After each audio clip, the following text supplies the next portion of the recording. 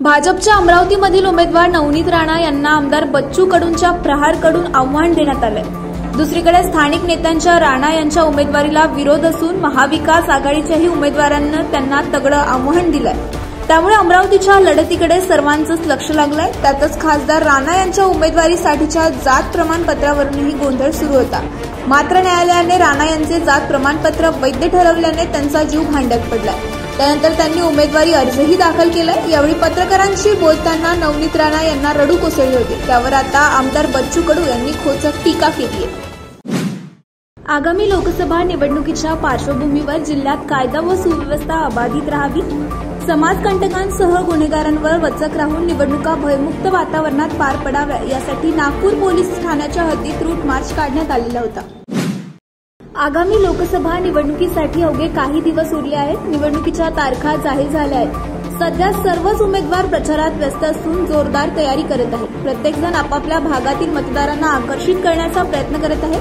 याच दरम्यान निवडणूक प्रचारावेळी एका उमेदवाराचा वेगळाच अंदाज पाहायला मिळाला। तमिळनाडूतील रामेश्वरममध्ये अशीच एक अजब घटना समोर आली आहे। रामेश्वरच्या रामनाथपूरमधील परिराजन येथील अपक्ष उमेदवाराच्या निवडणुकीच्या प्रचाराच्या दिवशी वेगळीच शैली पाहायला मिळाली। मत मिळतील या आशेने उमेदवाराने हटके मार्ग निवडत मतदारांना आकर्षित करण्याचा प्रयत्न केलाय। तो एका दिवसासाठी चक्क नावी बनलाय। उन्हाळ्याला सुरुवात होताच जिल्ह्याची तहान भागविणारे जलाशय व धरणे कोरडे पडण्याच्या मार्गावर आहेत। त्यामुळे जिल्ह्यातील जलसंकट कोसळण्याची शक्यता वर्तविण्यात येत आहे। एप्रिल महिन्यात 8 धरणांमध्ये केवळ 26.49% पाणीसाठा शिल्लक आहे। विशेष म्हणजे चंद्रपूर शहराला पाणी पुरवठा करणाऱ्या इरई धरण 57.32% पाणीसाठा शिल्लक असून एक दिवसाआड शहरात पाणी पुरवठा करण्यात येत आहे। यंदा जिल्ह्यातील अनेक तालुक्यातील धरणातील पाणीसाठा कमी झाला असल्याने शेतकरी व नागरिकांना जलसंकटाला सामोरे जावे लागणार आहे। पुण्यातील खडक पोलीस स्टेशनच्या अंतर्गत येणाऱ्या लोहियानगर पोलीस चौकीत एका कर्मचाऱ्याने आत्महत्या केली आहे। शुक्रवारी पहाटेच्या सुमारास हा संपूर्ण प्रकार घडलाय। भारत दत्ता हसमर असे गोळ्या झाडून घेतलेल्या कर्मचाऱ्यांचे नाव आहे। कौटुंबिक वादातून हा सर्व प्रकार घडला असल्याची शक्यता वर्तविली जात आहे। देशात आणि राज्यात महामार्ग व रस्ते बांधणीचे काम जोरात सुरू आहे। मात्र गतिमान प्रवास आणि अतिघाई हेही अपघाताचे मुख्य कारण ठरत आहे। त्यामुळेच गेल्या काही वर्षात रस्ते अपघाताच्या संख्येत वाढ झाल्याचे पाहायला मिळत आहे। आता नाशिक दिंडोरी महामार्गावरील ढकांबे गावाजवळ बोलेरो गाडी आणि दुचाकीचा भीषण अपघात झालाय। या अपघातात 5 जणांचा जागीच मृत्यू झाल्याची माहिती आहे।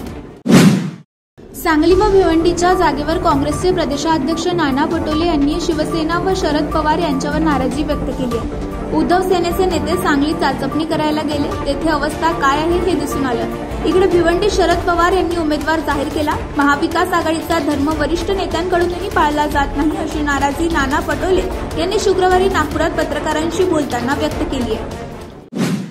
अल्पवयीन गतिमंद मुलीवर लैंगिक अत्याचार करणाऱ्या 19 वर्षीय तरुणाला अंधेरी पोलिसांनी शुक्रवारी अटक केली आहे। पीडित मुलगी ही गतिमंद असल्याचा फायदा घेऊन आरोपीने तिच्यावर अत्याचार केला। पीडित मुलगी गर्भवती असून आरोपी विरोधात बलात्कार व बालकाचे लैंगिक अपराधापासून संरक्षण कायद्याअंतर्गत गुन्हा दाखल करण्यात आला आहे। सहाय्यक प्राध्यापक पदासाठीची राज्यस्तरीय पात्रता परीक्षा अर्थात सेट परीक्षा रविवार 7 एप्रिल रोजी आयोजित करण्यात आली आहे।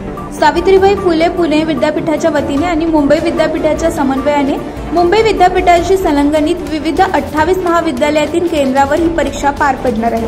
मुंबईतील 28 केंद्रावरून 14,426 विद्यार्थी सेट परीक्षा देणार आहेत। या परीक्षेसाठीची प्रवेशपत्रे विद्यार्थ्यांना ऑनलाईन पद्धतीने उपलब्ध करून देण्यात आली आहे। मुंबई विद्यापीठात होत असलेल्या या परीक्षेच्या यशस्वी नियोजनासाठी मुंबई शहर केंद्र प्रमुख म्हणून इंग्रजी विभागातील प्राध्यापक डॉ. शिवाजी सरगर यांची नियुक्ती करण्यात आली आहे, अशी माहिती मुंबई विद्यापीठ प्रशासनाने दिली आहे। लवकरच यूपीआयद्वारे पैसे जमा करता येतील। कॅश डिपॉझिट मशीनमध्ये सुविधा मिळणार आहे। सध्या यूपीआयद्वारे केवळ पैसे काढण्याची सुविधा उपलब्ध असून लवकरच युनिफाईड पेमेंट्स इंटरफेस म्हणजेच यूपीआयद्वारे रोख जमा करू शकाल। आरबीआय गव्हर्नर शशिकांत दास यांनी आज 2024 ते 2025 या आर्थिक वर्षातील पहिले पतधोरण जाहीर करताना ही माहिती दिली आहे।